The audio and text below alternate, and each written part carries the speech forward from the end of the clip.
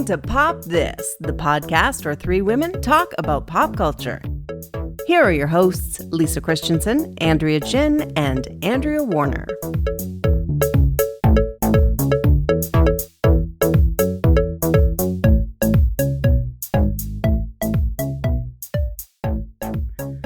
Well, it is our annual traditional Holiday versus Love Actually episode. So we've decided this week we're going to skip the preamble. No talky talks with us about random holiday shopping or weird foods we like to eat or, my period. We're just going to talk about Love Actually versus The Holiday. Well, we have a very special guest on the show today, so it makes sense that we would just cut to the chase. Jump in. Yes. Yeah, because I think he deserves it. He's the only one of us at all who has ever talked to both Nancy Meyers and Jude Law about The Holiday. Hello, That's guys. Exciting. Just take that in, Lisa. Oh, I've taken it in. I know I'm jumping ahead, but I know Sam and I exchanged emails a couple of years ago, just quickly when I just wrote, really, maybe you don't remember, but I sent you an email to say how excited I was about your podcast. So yeah. Oh, really? Yeah, I did. Just because, I was thrilled. And you wrote me back a very lovely email. So I appreciate that. It's a close-knit community of holiday fans. Yes. Never mind the miles, the kilometers. We're together in spirit. That is so cute. I had no idea about that, but I'm very delighted. And it also marks the first time we have an actual British person on the show to talk about the holiday and how authentic everything is. So yeah, and honestly, you can speak to so many things that I feel changed my relationship to both films after I finally went to London this year. Oh, okay. Really? Yeah. It's good. You've got some insider knowledge. Love it. Sam, thank you so much for joining us. This is going to be our 9th fight about Love Actually versus The Holiday. It's a pleasure to be on. I don't even remember what the origin story is of this. I have no idea. Here's the thing I'm just going to say. The cinematic rom-com landscape has changed dramatically in the past 9 years. And I think when we started 9 years ago, there was a bit quite a bit of disdain on both sides for both of these movies and people who passionately loved both movies. But I think as time has passed and we are flooded with Netflix Christmas rom-coms, these two movies have become moved into this middle section of just they're fine. These movies are just fine because we now have this whole sub layer of streaming Christmas rom-coms that occupy worst Christmas movies ever category. That's my theory. That's very fair. I mean, and I've watched them. So, and we all have. So yeah, I agree with you. Well, I'm going to read the bio of our wonderful guest. Sam Clements is the head of marketing for Picture House Cinemas in the UK. He hosts the cinema's in-house podcast, The Love of Cinema, which he started in 2009 as the Picture House podcast. In 2018, he started the 90 Minutes or Less Film Fest with Louise Owen, a podcast that celebrates movies that are shorter than 90 minutes. Big fan of that podcast will be Lisa Christiansen. And in 2019, he launched The Holiday Season, a short but in-depth podcast series focusing on Nancy Meyers' iconic Christmas movie, The Holiday. So far, the series has spoken to various members of the cast and crew, including Jude Law and Nancy Meyers. Sam, welcome. Welcome. Oh. Hello. I have a feeling Thank you. Lisa is going to travel to the UK to go to your film festival because that's 100% her jam. I already listened to a podcast this week that was titled "Are Movies Too Long?" So and it's brand new. It's a brand new podcast. So. Oh, yeah. Incredible. Well, thank you so much for having me on. And it's a joy. And when we were starting the holiday season, we did sort of put The Holiday into iTunes to see what other podcasts were out there. So we did actually listen to maybe the first 2 or 3 battles before we started doing the holiday season pod. Well, and I think I know Lisa's obviously listened to the entire podcast, but I've been listening to it, and I love your podcast. It is so thoughtful, and you don't have to be a fan of The Holiday to enjoy this podcast, because you just cover so many interesting topics. Like I the last one I listened to was when you were talking to the set, the location scout, and he was talking about like all of the problems he had finding the perfect chocolate box cottage and how they had to end up having to build the set instead. And it's a super interesting look at sort of the art of movie making and going behind the scenes, I think, too. So I don't think you have to be like a uber fan of the film to appreciate your podcast. It's really great. Oh, thank you. Yeah, it was kind of I thought often The Holiday is like the butt of a lot of jokes amongst my friends and I think wider film culture. And I was thinking, well, maybe, but it makes me feel good. And I'm sure it makes a lot of other people feel good. So maybe it should have like an in-depth, like documentary style retrospective around it, and I think often films that have that white cover, with the airbrushed actors on, or like Matthew McConaughey leaning on a building or something like that, like they just get short shrift from film critics. And I thought, no, well, let's like take this seriously, because it has, I think, become a classic, definitely in the Christmas film canon. It really has. Can you just sort of give us the origin of the holiday movie story? Like, how did you first fall in love with the film? Oh, wow. Yeah. Well, I actually was lucky enough to see the film in cinemas in 2006. I had a cinema. I was a student at the time, and I lived next to a multiplex. So I went all the time with our housemates, and we would see whatever was on. I don't think I'd ever seen a Nancy Meyers film or was really sort of aware of who she was when I was like 19 years old or whatever. But I saw it and that was actually quite good. And then it just became a film that we had on DVD and it would be on TV. So from that first cinema show, I sort of clocked it as, this film is better than I think what people are saying. And I've just kept watching it year after year after year. And then I think when social media, sort of blew up, you would suddenly get everybody in December on Facebook and Twitter sort of posting pictures of watching The Holiday when it was on TV. It's always on Channel 3 in the UK. Its home is ITV. So there's always a point where, for a few years anyway, when Twitter was maybe a bit more prevalent, everybody would sort of be live tweeting along or sort of being a bit rude about The Holiday. And I was like, okay, guys, I can take a joke, but also it's quite good. So I think that sort of planted the seed there, really. So how many times do you think you've seen the movie at this point?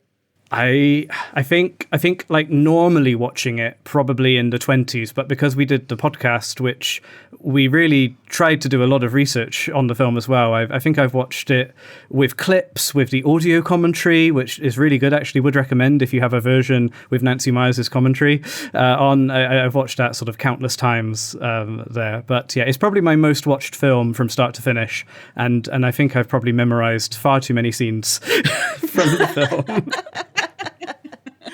But it's so nice when someone takes a piece of pop culture really seriously and offers sort of like that deep dive. Because I think like, you can love it and you can also critically examine it. And I think that's the real beauty of like people who sort of dismiss it entirely, either film, honestly, are kind of like willfully ignoring the actual like space that it takes up in our collective culture.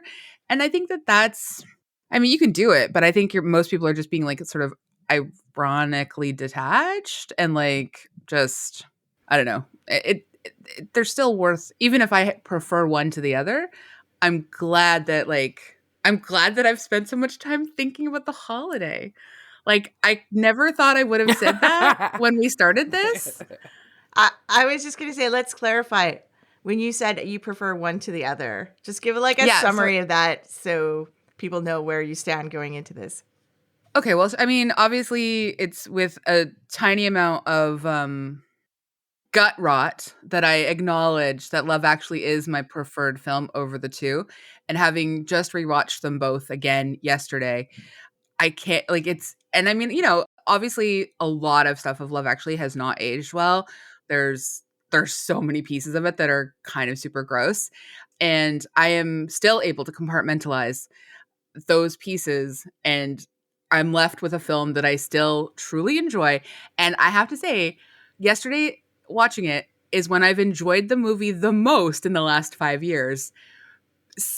One, because I did go to London, so I just have like this more, I don't know. I was only there 4 days, but I was like, that feels right. Anyway, and I know that sounds stupid, but it's just what it is. And then two, I was really focused in this time on how good the acting is, even when the storylines are so stupid, the dialogue's so terrible, and the men are so gross. The acting choices that are being made in the smaller moments are just exquisite. And I was just, and I also will say, like, just spoiler, I had to jump ahead for a minute. Watching The Holiday, I found the perfect way for me to watch The Holiday. We put it on 1.25 speed. And that dialogue really does work better, a little bit faster. Oh my gosh. Are you serious? You listen to movies on 1.5 speed with the audio? 1.25. 1.5 was too fast. 1.5 was comical. 1.25, perfect. It flowed. I was able to, for the first time ever, enjoy Cameron Diaz and Jude Law's little bantery lunch date that is also just normally I hate it so much, and I was like, no, okay, I'm into this. And I was also able to just enjoy the other pieces of the movie. Like, I mean, the pieces that I already love, like Arthur and stuff, like great, the kids, wonderful. But I was noticing things at 1.25 speed that I guess I take for granted at regular speed. And this is, so now I had the best time I've ever had watching The Holiday this year. That's a Christmas hack. Think of how many more movies could be in your 90-minute film festival if you played them at 1.25. It's one of my great, my sort of like my punishments, I think, or one of my true tests as a film fan, doing these two movie podcasts, one about under 90-minute films, one about The Holiday, is The Holiday can never cross the streams because, of course, The Holiday is fantastically long for what it is. Sam, how do you feel about Love Actually? Because I notice your podcast is not about Love Actually; it's about The Holiday. Yes. Well spotted. Yes. You had a choice to make, and you chose wisely. I think Love Actually didn't quite grab me in the same way. Like I guess I saw The Holiday at the right time, like on the cinema with my friends, and I think I must have seen Love Actually on TV at some point. But even at that point, it wasn't really aimed at me. So I sort of missed it on general release, and I've come to it later. I don't love Love Actually. I think there's lots of problems, and I'm sure lots of things that you've talked about on the show already. I think I'm nodding along, agreeing with that. It is one of these films which is, I think The Holiday is getting better with age overall. I think Love Actually is getting worse with age. 100%. Yes, 100%. I was going to say I noticed that a lot this year. Mm-hmm. Yep. You mean, Sam, that it was not aimed at you? Like, you're not a willfully misogynistic trash bag of a human man who, like, that's not your speed? Okay, cool. I think it speaks to the audiences in 2003, though, who really loved it. It does. And they were like, yes, I agree with all of the very sort of creepy things that we have. We had normalized for so long. Like, this is, like, 2003, this movie, the height of normalized toxic behavior. In, like, particularly in sort of, like, weirdly, like, weird sexual dynamics. Mm-hmm. And harassment dynamics. It's bleak. Yeah. But rewatching, so I did a double bill this weekend of both movies, and I watched Love Actually first because I thought The Holiday will be a nice, sort of cleanse after that experience. But I had forgotten, actually, when you have a cast which is incredible, like Love Actually, it is quite fun to watch the actors' performances, even though some of the words they are saying, is total drivel.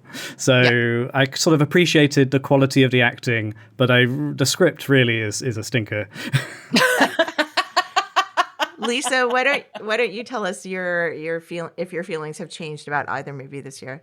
Yeah, good. No, in fact, as usual, Love Actually gets worse for me. It gets, I get more like existential feelings, like imagining, like what we said, these amazing actors. I mean, we've got Emma Thompson. I don't know what the Oscar count is. I have no idea. But I mean, we do have Liam Neeson, Alan Rickman, Emma Thompson, Hugh Grant. I mean, Laura Linney. I could, Keira Knightley, I guess. I mean, she was only a teenager, so I feel bad kind of putting her in that group. But I just feel like it's like, you know, giving Donald Trump a beautiful dinner. Like, what's the point? Like, why did we do this to these people? Right? Give them these Wow. horrible scenarios. That's some analogy. Well, like it just pains me, and more like, I don't know why I didn't notice that when Hugh Grant goes to find Natalie. I mean, I'm sure we've had this discussion before, but it just jumped out at me was that when Natalie's on the back of the stairs and her dad says, "Look, Pudgy." I mean, Plumpy. I'm just so heartbroken, and then watching the you know, the famous scene of the well, at Christmas we always tell the truth, right? With the signs that are being held up, when he says, "I thought I'd be dating one of these girls," and those pictures of those, I don't have words. And the creepy guy with the American girls at the end. I'm just so Does your heart break for January Jones every time you watch this movie? Yes. I mean, I sit there going, okay, I want to talk to her and just say, look, Madman's coming. You're going to be okay. I think she turns in the performance of a lifetime. I swear. Like, I think all three, Alicia Cuthbert, January Jones, and whoever else all the others are, can't remember them. I think they all do a great job with the worst storyline. You could exercise that from the movie completely. It would be fine without it. And now here's the thing, too, about comparing some Christmas movies, like to feeling. So the other Christmas movie I quite love, and we've talked about it before here on the podcast, is It's a Wonderful Life. And I know it's probably one of the saddest, darkest Christmas movies out there, next to Love Actually. And, you know, but we get the scene. George Bailey gets a second chance, right? He gets a redemption. What does Emma Thompson get? Why do people always talk about that scene? All she gets is have to go to this horrible play and then pick up her crap husband at the airport later. Like, what kind? There's no redemption. There's no character arc. There's nothing. It's just all of us sitting at home feeling terrible and sad, and for no good reason, hating Alan Rickman, who is a treasure, R.I.P. Wow. I mean, I think my big observation this year is that both films are dealing with grief, and one allows a real spectrum of grief, and one requires a happy resolution to grief.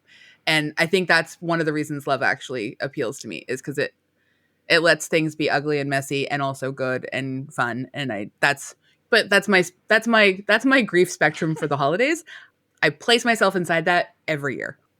All right. I know we've had this, and I just, you know, by the end of the holiday, when everyone's dancing on New Year's Eve, and you know, as much as we talk about Christmas, I think that New Year's, and they do touch on in the film, is also hugely important because we all feel it portends what the next year is going to be.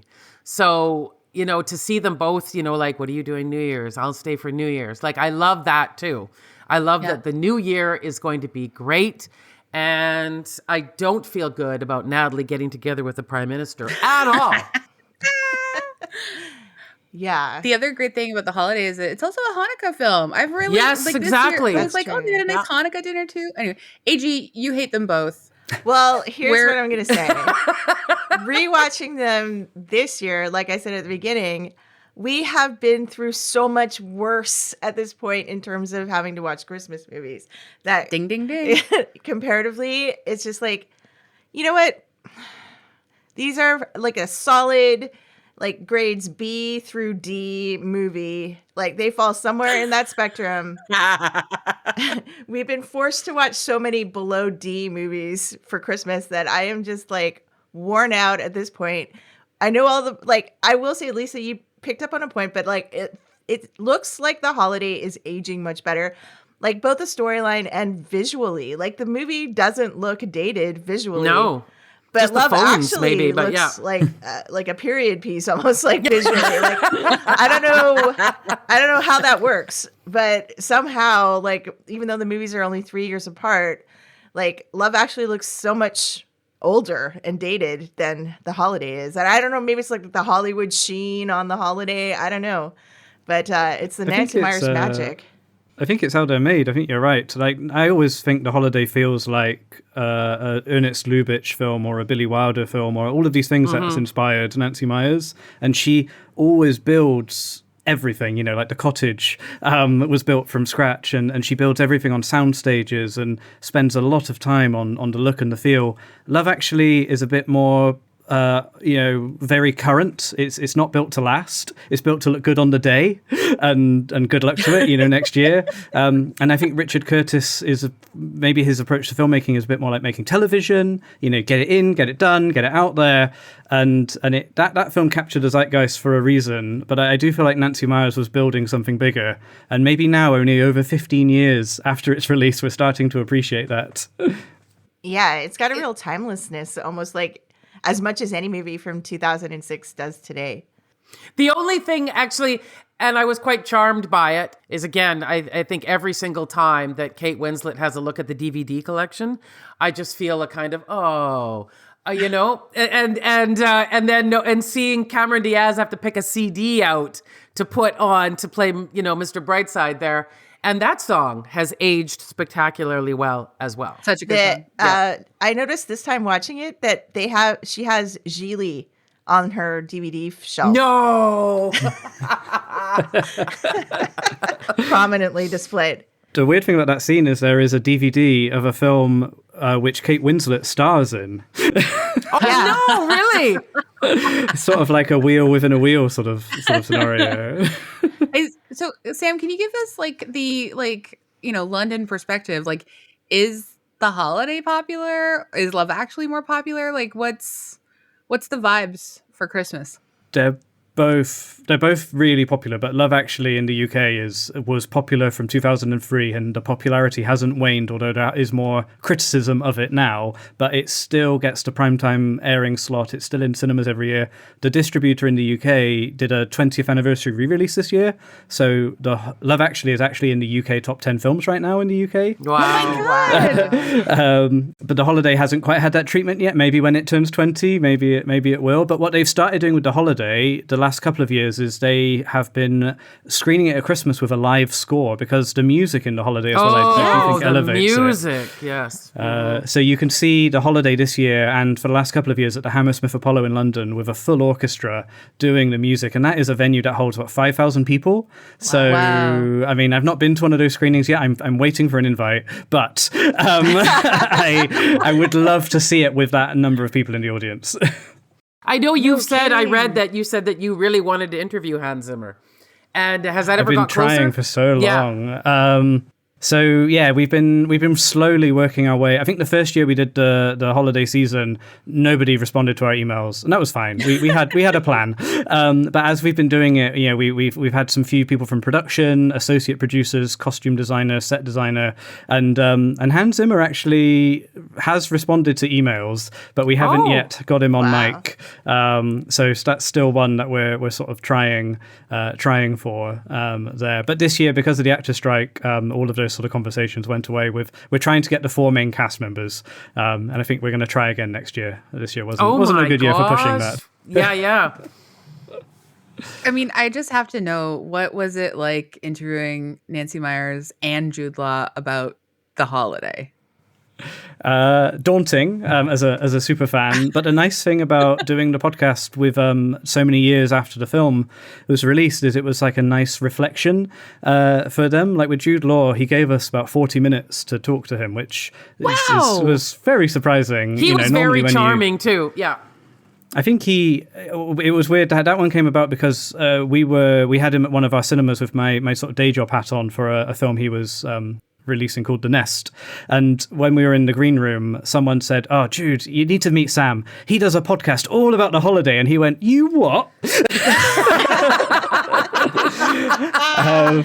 And I think that just tickled him, and he was so nice, and he told us like some stories in the green room of like things I'd never heard about the holiday and that sort of stuff, and it felt like he was up for talking about it. So we sort of lent in after that, and he was really happy around Christmas to come on and talk about the film with us. And again, it was stuff he hadn't really said in interviews because he's constantly working. The holiday cycle happened, and he's moved on. So he sort of remembered things he hadn't spoken about for 15 years, particularly around the wardrobing. I think he still has these sort of visions of trying on hundreds and hundreds of different jumpers to make sure it's the right one and all this sort of stuff. But yeah, I think it's something he was saying. It's something that people do talk to him about every year, in the street or whatever. So it was sort of nice to sort of talk about some stories in a longer form chat. So I was just surprised by how generous he was, and he was super, super lovely. The same with Nancy Meyers. Like she was aware of the podcast. She's very prolific on social media there, and I think when we finally reached out to her, it was something like, "Well, finally." I just assumed maybe like it wasn't something that she'd want to do, but she was really lovely. But her contribution to the podcast was written, so I asked a friend of the show, Helen Zaltzman, to voice who did a great Nancy job. Meyers Yeah. on the podcast, and then Nancy sent a really nice email afterwards saying, "I want Helen to do all of my interviews in future."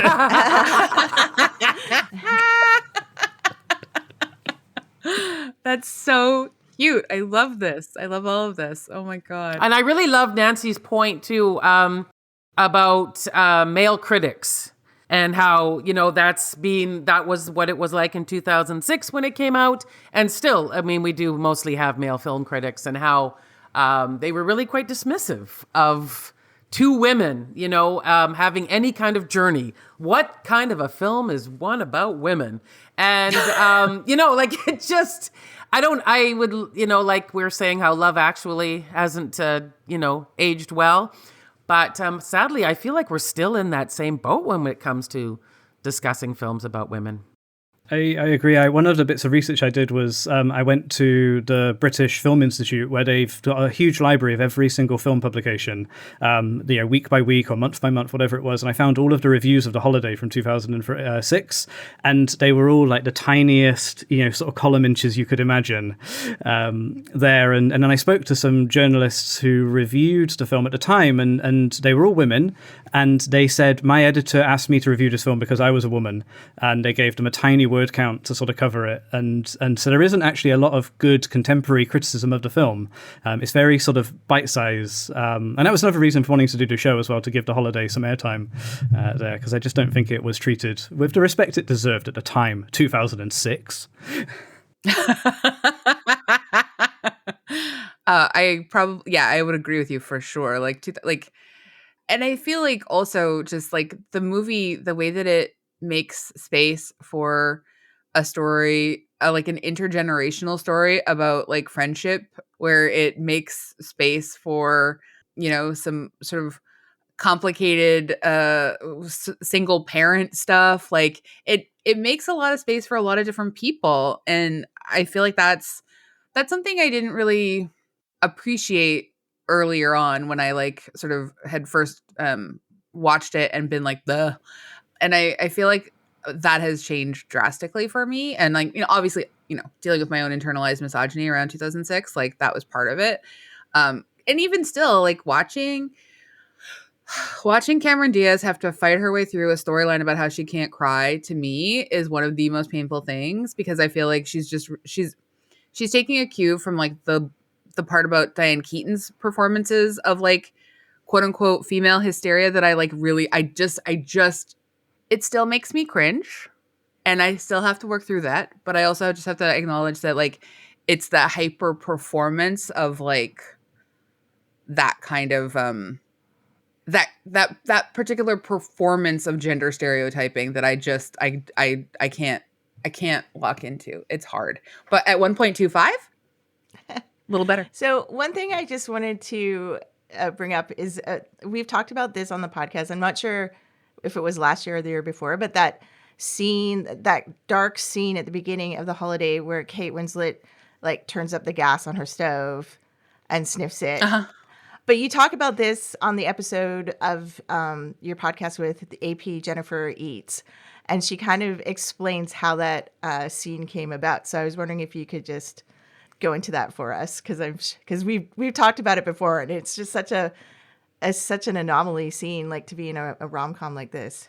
Yeah, it's a scene that a lot of people forget happens, because it is sort of brushed over quite quickly. But Yeah. I mean, Kate Winslet actually says low point at that point, Yeah. and it's Low Nancy point, Meyers low point. demonstrating Iris is at her lowest and is considering suicide through intoxication through the gas from her stove, But yeah, it was never in the script. And when they were shooting, a cinema nearby was doing a retrospective of Billy Wilder films. And they were showing, I think Sabrina is the film, which also has a similar scene in a car garage, where that character is at her low point. And Nancy Meyers came in with new sides the next day, saying, we need something to really motivate Iris here. So it was kind of a last minute addition. And I don't think that happened a lot on The Holiday, but I do think there was a lot of like retakes to really get the comedy working or the emotions working there.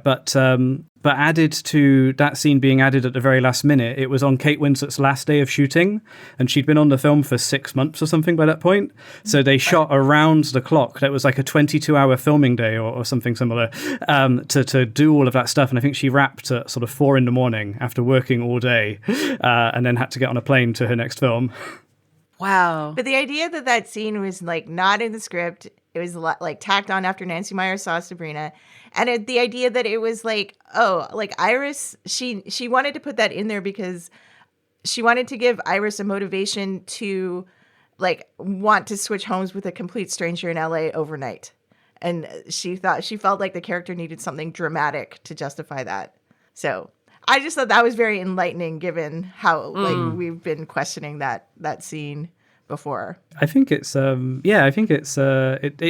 I think it stands out in the film, but I can see why Nancy Meyers wanted to put it in, because I think Iris is going through a bad time, but she also, like Jude Law says later on, like, I'm surprised, she never goes anywhere. Like, I think the character is sort of established as, someone who's in her routine, no matter, how bad her relationship is going or her life is going there. So I feel like maybe Nancy Meyers was like, she's quite cozy, even though she's not having a good time. We need something else to get her out of that beautiful cottage and on a plane.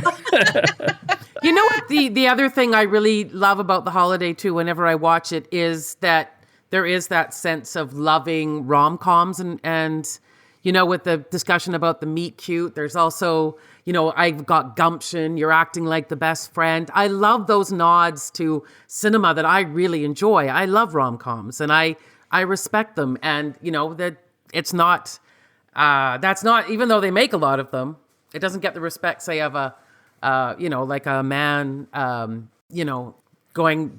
doing whatever, then that's a movie.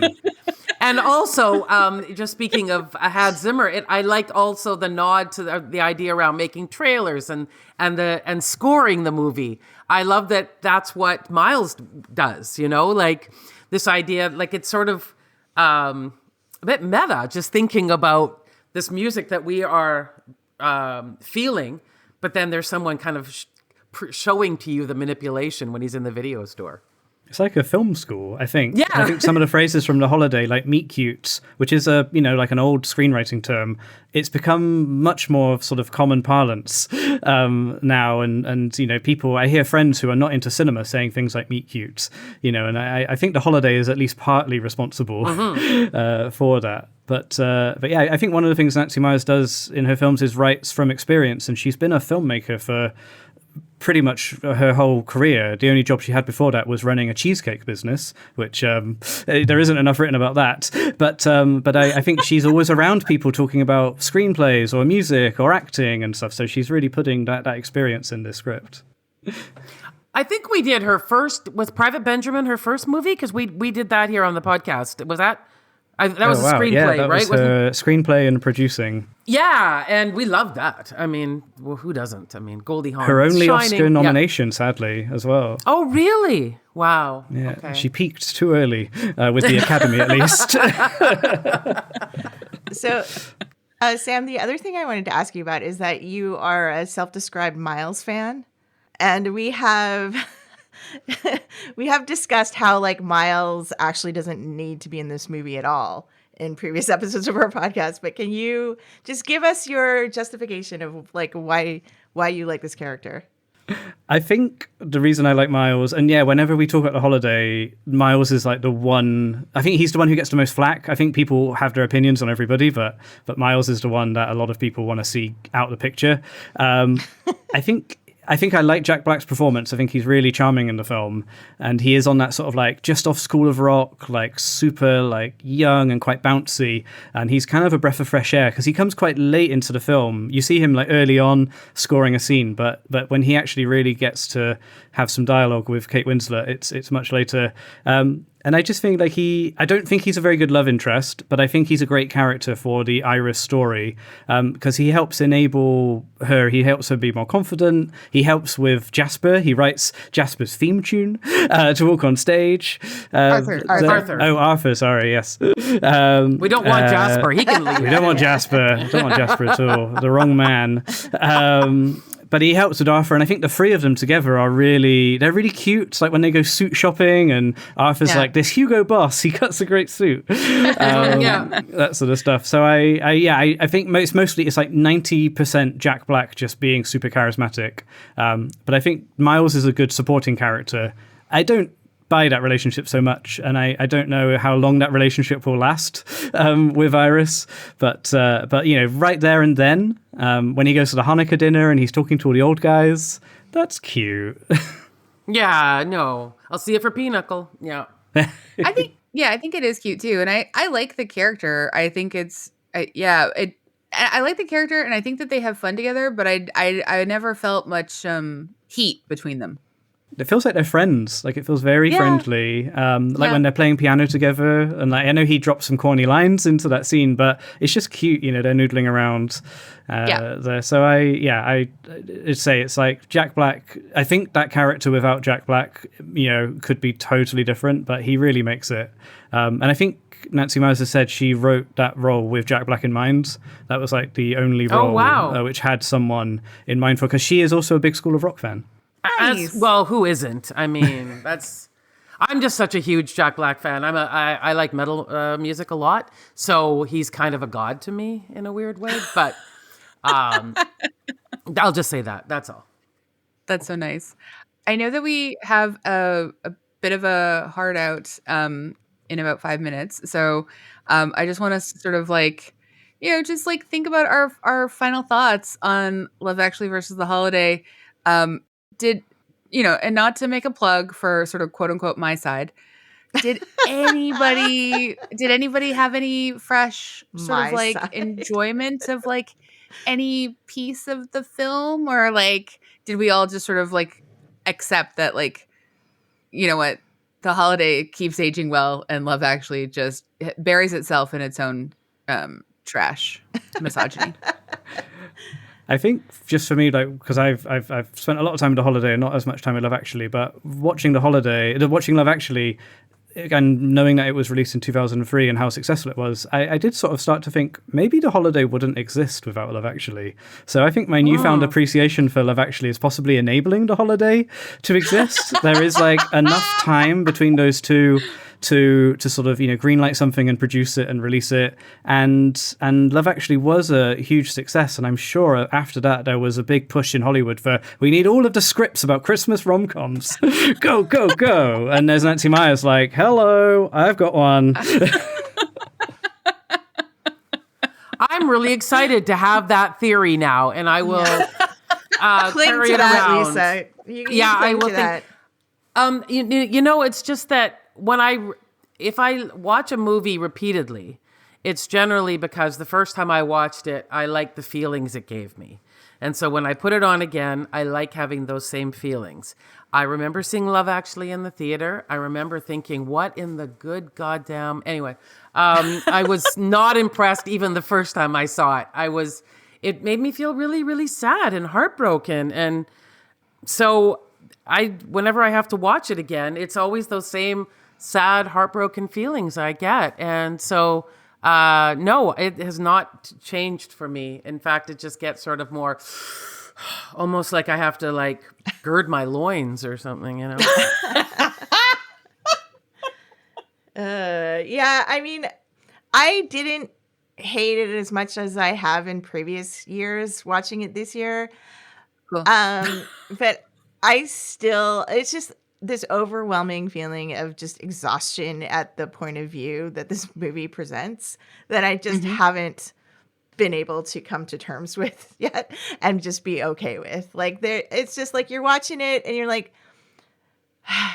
this is okay. This is fine, you know, like, and then it just like those gut punches of like being just like being so sick and tired of this like overwhelming male point of view that the movie is shot from, just like kind of just like kicks you in the gut every 5 minutes or so. But it's just like this not as much of an overwhelming hatred of the film as like I have in previous years when I've watched it. Wow, what a beautiful review. But Yeah, progress. whereas I actually liked The Holiday more than usual this year. I felt that it was just like, you know, like it looks good. I like getting into that feeling. Like they really do, even though Christmas is not actually depicted in the film, like the Christmassy feeling, they do really well. And I think actually listening to the holiday season podcast really helped me really enjoy the movie more this year, because I was like, oh, I see what they're talking about here. When you did the dialogue and stuff like that, like it made me really appreciate all the little details more. So I think maybe that's what is it. I listened to the holiday season podcast. And now I have a friend who says that they always make Christmas fettuccine or Christmas Eve fettuccine because of the holiday. So, yeah. Oh, lasting legacy. Yeah. Go fettuccine market. Plus, like your purpose for your podcast has really come true. Like you are deepening people's appreciation for the holiday and giving it, you know, the eyes and the attention and the sort of in-depth examination it deserves. Yeah, maybe Absolutely. like you or somebody will need to do a Love Actually one just so people will be able to maybe just incrementally like that movie a bit more. I kind of feel like the less talk about Richard Curtis, the better. Every time I rewatch like Four Weddings and a Funeral or Notting Hill, I'm always like, did I like these movies at the beginning? Like I'm always questioning myself every time. It's always sobering. Mm-hmm. Yeah. Well, I feel like, Sam, that's the next deep dive, actually, if you don't mind doing this on our behalf, is just like just a full examination into how Richard Curtis has been enabled. Yes. Maybe it should be called Deep Dive, actually. That's quite a good title. Deep dive, comma, actually. I'd love to get his opinion on The Holiday. Maybe that's something we try and do one day. Yeah.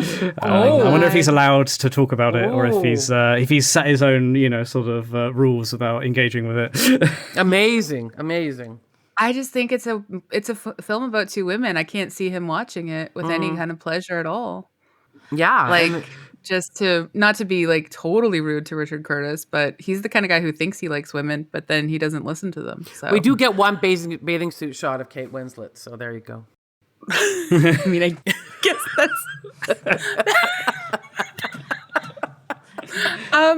Sam, please tell us, just in our final moments here, what are your future plans for the holiday season? No pressure. I think I also, because it's kind of weird releasing these episodes any other time than Christmas, so we have a very sort of like staggered limited release where we sort of do just one episode a year or one or two.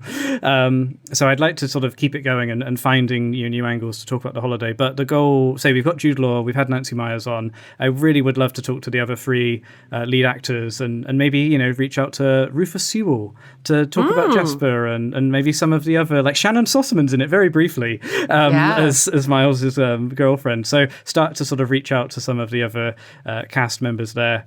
That John would be the Krasinski. goal. But, Krasinski, absolutely, and Catherine Hahn as well. Yeah, Catherine Hahn, But when it gets to the 20th anniversary, I think doing a big screening, like when Jude Law came on, we did also get him to do an introduction to the film at a cinema in London. So we got Jude Law sort of on stage, talking to an audience, which was really fun, and the audience went wild, of course. But if we could sort of do some sort of 20th anniversary screening, that would be cool too. So I got a few more years to work to that. But yeah, Amazing. Just deepening the love of The Holiday. That's the true goal. Well, I just want to say thank you for doing it too. Succeeded. It's amazing. Yeah. I've enjoyed it so much. Thank you for joining us. This was a real delight. I think because this is our special episode and we have a little bit of a time limit right now, I think we should just say thank you so much to Sam. Everyone else, just go watch The Holiday. And I recommend 1.25 speed. Listen to the podcast. Listen to Sam's podcast, of course. Listen to all his podcasts. Sam, can you just quickly name all your podcasts? Well, thank you so much. And so we got The Love of Cinema, which is for Picture House Cinemas. That's like a weekly or semi-regular sort of movie review podcast with lots of current interviews. I think Richard Curtis has been on that a few years ago talking about his Beatles movie. Sorry, everybody. And then we got the 90 Minutes or Less Film Fest, which is all about under 90-minute films. But sadly, The Holiday can never be on that podcast because it's 2 hours and 15 minutes long. And but you can hear about that all on the holiday season. Perfect. Excellent. And yeah, so definitely watch The Holiday. You could watch a edited version of Love Actually, maybe, where you take out Colin Firth's storyline and Colin America storyline. You keep threatening to do that, but you haven't yet. I'm not that good at editing. I'm sorry. Oh, I'd love to see the Andrea cut. Make it happen. The Andrea cut is definitely under 90 minutes, so don't you worry. I'm gonna get that on your other podcast. So this is exciting, guys. Anyway, thank you so much, Sam. Thank you, everyone, for listening. You can hang out with us on social media. You could rate and review us 5 stars, and we really appreciate you joining us for our 9th annual battle of Love Actually versus The Holiday. And it's been glorious to include Andrea Gin in this now. So thank you so much. I know you never thought you'd get involved, but here you are. And thank you also for producing this. And Sam, thank you so much. And happy holidays to you as well. Oh, thank you. Thank you, everybody, for having me on. And honestly, it does feel like I'm in the, like such safe company with you guys talking about The Holiday. And really, you've been on mic talking about The Holiday far longer than I have. So really, you are the masters. Thank you so much. Oh, wow. Blush. No friend, but thank you so much. Thanks. Very nice words. Okay, bye, everybody. Bye.